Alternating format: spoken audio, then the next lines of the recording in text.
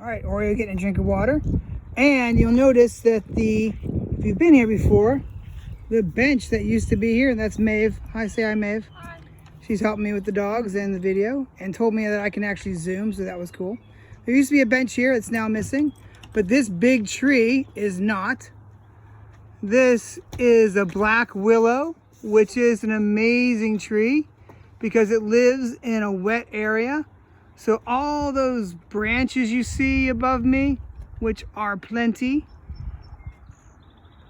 the roots kind of look like the same. So the roots spread out in the ground.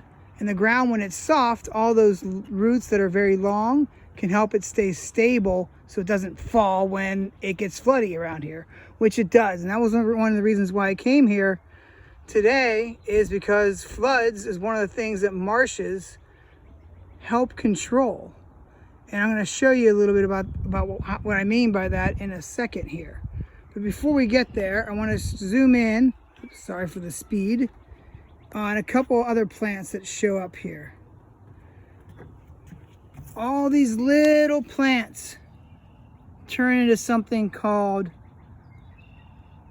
I forgot. All these little plants here turn into one plant, some people call it touch-me-not, but it's actually jewelweed.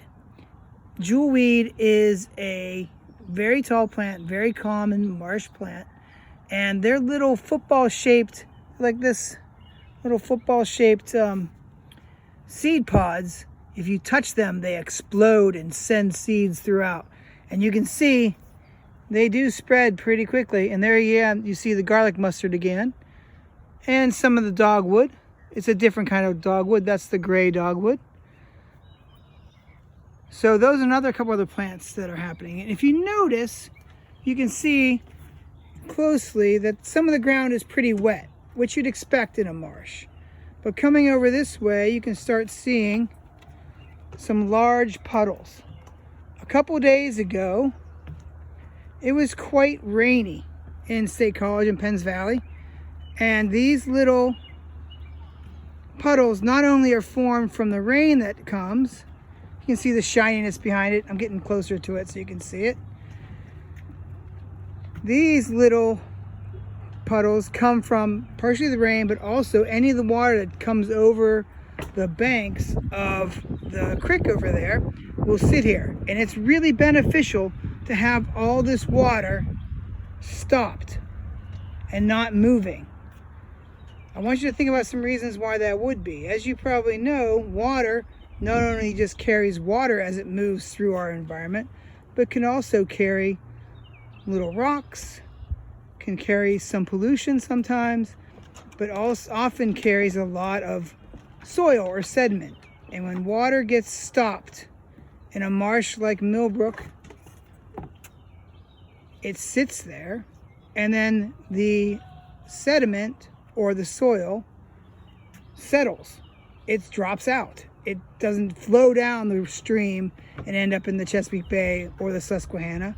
It ends up just sitting here and then depositing or dropping and connecting with the rest of the soil that's around here, which helps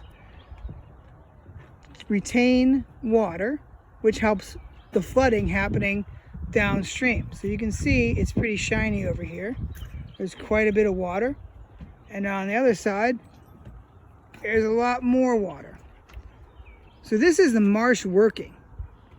And if we didn't have marshes like Millbrook, we would have a little bit more flooding here and there. And again, you can see all those sticks in front of you. Those are all the dogwoods, all the good ones we like to see. So it is looking pretty good around here. Early spring is a nice time to be here because you can start seeing everything grow. And you might hear in the background a lot of different birds. Many birds use Millbrook Marsh and other marshes and wetlands as a stopover spot.